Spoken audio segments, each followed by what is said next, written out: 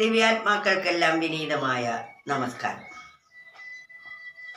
നാം തന്നിൽ താനായി വിളങ്ങിക്കൊണ്ടിരിക്കുന്ന സർവേശ്വരനെ നാം ദൂരെ കൊണ്ടുപോയി വെച്ച് അങ്ങോട്ട് ഓടിച്ചെല്ലുന്നു. പക്ഷേ അവിടെയും ഇവിടെയും ഒന്നും കാണാതെ ലോകം മുഴുവൻ തെരഞ്ഞ് അവസാനം നിരാശനായിരിക്കുമ്പോൾ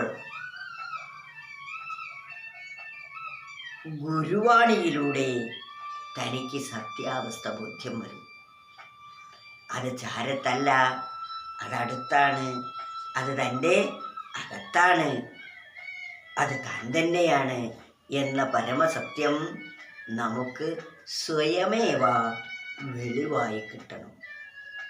അതാണ് ദൂരത്തു തേടുന്ന ദൈവം തൻ്റെ ചാരത്തിതാ വസിക്കുന്നു, മർത്യരൂപത്തിൽ ദയാർഹഭാവത്തിൽ നിൻ അർച്ചനം കാംക്ഷിച്ചു നിൽപ്പൂ.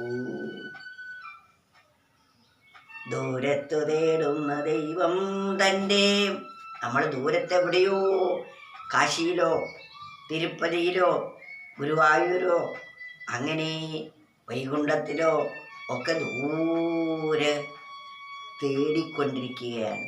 ദൂരത്തു തേടുന്ന ദൈവം തൻ്റെ ചാരത്തിതാ വസിക്കുന്നു. ദൂരെ തേടുന്ന ആ ഈശ്വര ശക്തി തൻ്റെ ഏറ്റവും അടുത്ത് വസിക്കുന്നു. അടുത്ത് വാഴുന്ന അനുജനെ നോക്കാൻ അക്ഷികളില്ലാത്തോൻ, അടുത്ത് വാഴുന്ന അനുജനെ ആ ഭാവത്തിൽ നോക്കിക്കാണാൻ നമുക്ക് കാഴ്ചയില്ലെങ്കിൽ അരൂപനാണ് ഈശ്വരൻ. അരൂപൻ ആയതിൽ എന്താണ് ആശ്ചര്യം എന്നാണ് കവി ചോദിക്കുന്നത്. ഈശ്വരനെ കാണാൻ കഴിയാത്തത് എന്തുകൊണ്ടാ? കാണുന്നതിൽ നമ്മൾ ശ്രദ്ധ വയ്ക്കാത്തത് കൊണ്ടാണ്. ഈ കാണുന്ന വസ്തുക്കളുടെ പിന്നിലെല്ലാം നിറഞ്ഞിരിക്കുന്നത് കാണാൻ കഴിയാത്ത സർവേശ്വരനാണെന്ന ബോധം നമുക്കുണ്ടാവണം. അത് നാം ബോധിക്കണം. ആ ബോധക്കണ്ണിലൂടെ നോക്കിക്കാണുമ്പോൾ നമുക്കെല്ലാത്തിലും ഈശ്വര ചൈതന്യം കാണാൻ കഴിയും. ചരത്തിലും അചരത്തിലും, കൃമികീടം മുതൽ ഏറ്റവും ഉന്നതമായ ജീവി വരെ ആ സർവീശ്വരൻ്റെ വിലാസം കൊണ്ടാണ് ഇതെല്ലാം നടനമാടുന്നത് എന്ന പരമസത്യം ബോധ്യം വരും.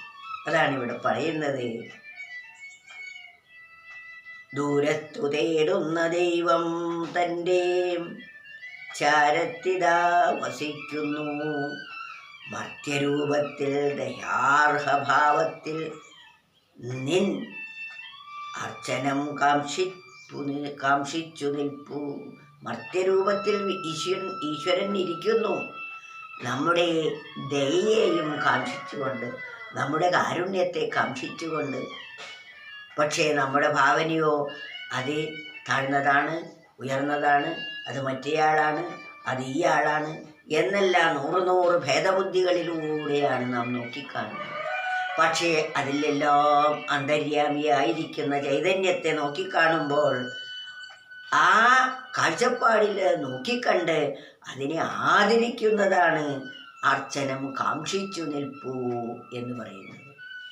ഇതിനെയെല്ലാം നാം ആദരിക്കുമ്പോൾ ആ ആദരവ് സർവീശ്വരനിലാണ് എത്തിച്ചേരുന്നത്. ഇതെല്ലാം നിന്ദ്യമായി കണ്ടുകൊണ്ട് എന്നിട്ട് ഈശ്വരനെ ഒരിടത്ത് നമ്മുടെ ഭാവനയ്ക്കനുസരിച്ച് നാം തേടി അലയുന്നത് നമ്മുടെ അജ്ഞത കൊണ്ട് മാത്രമാണ് എന്ന് നാം ബോധിക്കേണ്ടിയിരിക്കുന്നു. ദൂരത്തു തേടുന്ന ദൈവം തൻ്റെ ചാരത്തിതാ വസിക്കുന്നു, മർത്യരൂപത്തിൽ ദയാർഹഭാവത്തിൽ നിൻ അർച്ചനം കാംക്ഷിച്ചു നിൽപ്പൂ.